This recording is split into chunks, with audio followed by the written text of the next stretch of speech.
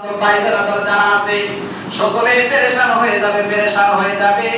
কেউ খাট কিনে আসবে, কেউ কাপড়ের কাপড় নিয়ে আসবে, কেউ মাইকিং করবে, কেউ কবর খনন করবে।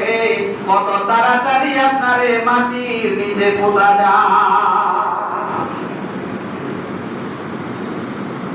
আপনার বাতাসটা বের হয়ে যাওয়ার সাথে সাথে আপনার যে আদরের স্ত্রী, আদরের বিবি, মহব্বতের বিবি, এই বিবি যাকে আপনি কত মহব্বত করতেন, কত ভালোবাসতেন, কত আদর করতেন, কত সুন্দর সুন্দর কসমেটিক কিনে দিতেন, যাকে বুকে জড়ায় নিয়ে ঘুমাইতেন, আপনি মরার সাথে সাথে যে খাটের ভিতরে শুয়ে আপনার রূহ বের হবে, পরের দিন রাত্রে আপনার বউ একা ওই খাটের ভিতরে শুবারি যাব না।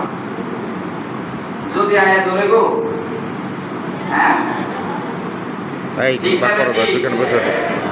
সেই বিবির জন্য আপনি পেরেশান ছিলেন, আপনার মারে বাবারে পর্যন্ত কষ্ট দিতে দ্বিধাবোধ করেন না বইয়ের কথা শুনে। আছে না নাই?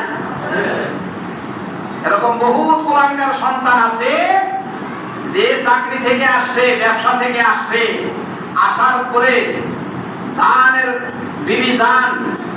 বিবি জান কি কইছে না কইছে মার কাছে বাবার কাছে শোনার প্রয়োজন বোধ করে নাই, সাথে সাথে অ্যাকশন শুরু করে দিয়েছে মার উপরে বাবার উপরে গালিগালাজ। আছে না নাই? এরকম কোন নাফরমান কুলাঙ্গার যদি এই জায়গায় থাকেন, বইয়ের কথা শুনে মারে বাবারে কষ্ট দিবেন, সময় আছে এখনো তওবা করেন। মা বাবা যদি বাঁচিয়া থাকে, মা বাবার কদম ধরে ক্ষমা চাইলেন, তাহলে জাহান্নাম কোপালে এই খেপরে যাইতে হবে।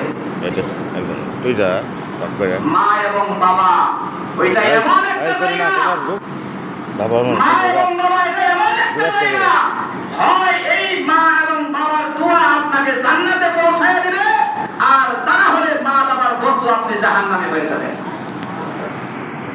সাবধান, এই জায়গায় খুব সাবধান।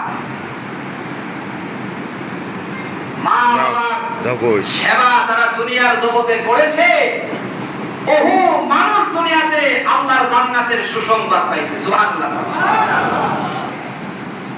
হযরতে মূসা আলাইহিস সালাতু ওয়াস সালাম নাম শুনছেন না? হযরতে মূসা আলাইহিস সালাতু ওয়াস সালাম আল্লাহকে বলে, আল্লাহ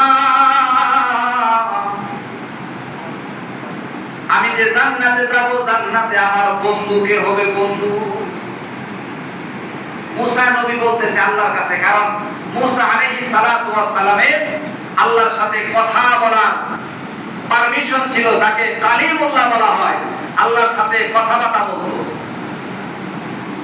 মূসা আলাইহিস সালাতু ওয়াস সালাম বলতেছে, আল্লাহ আমি যে জান্নাতে যাব, আমার সাথে জান্নাতে বন্ধু কারা কারা হবে? সুবহানাল্লাহ। আল্লাহ কই, মূসা তোমার সাথে জান্নাতে এক নাম্বার বন্ধু যেটা হবে, নাম্বার 1 দামেস্কের বাজারের এক কসাই। সুবহানাল্লাহ। আল্লাহ প্রথম নাম্বার 1 বন্ধুর কথা শুনে হযরত মূসা চমকে গেছে। আল্লাহ রে কয়টা কি? একটা কসাই আমার সাথে জান্নাতে বন্ধু হবে? আল্লাহ বলছে, হ্যাঁ কসাই তোমার সাথে জান্নাতে বন্ধু হবে। আল্লাহ এই কসাইয়ের দ্বারা আমার একটু দেখার দরকার আছে, দাও। ঠিকানা দিছে আল্লাহ নিজে, দামেস্কের বাজারে যাও, ওই বাজারে গরু জবাই করে গরু গোশত বিক্রি করে কষা। আল্লাহর নবী মূসা আর দেরি করে নাই, দৌড়ায়া দামেস্কের বাজারে যাই দেখে বেটা কষাই বিসমিল্লাহির রহমানির রহিম বলে গরুটা জবাই করেছে। গরুর চামড়া ছিলাইয়া গরুর গোশত বিক্রি করা শুরু করছে।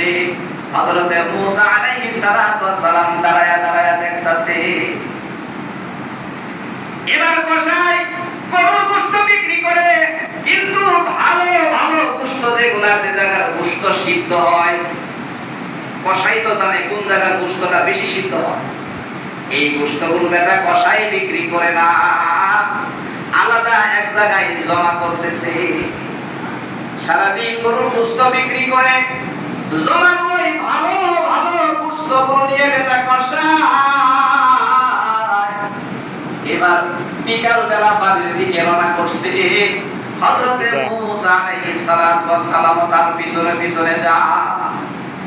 বাড়িতে যাওয়ার পর এই কষায় গরুর গোশতগুলো সুন্দর করে তপ্ত করছে, একটা পাতিলের ভিতরে সুন্দর করে রান্না করে, একটা পাতিলের ভিতরে ঢাইলা ঘরের কুড়ার ভিতরে, একটা চোখের ভিতরে, খাটের ভিতরে তার মা শুয়ে আছে, বৃদ্ধা মা। মার কদমে নিয়ে গোশতগুলো হাজির করছে। এই গোশতগুলো হাজির করে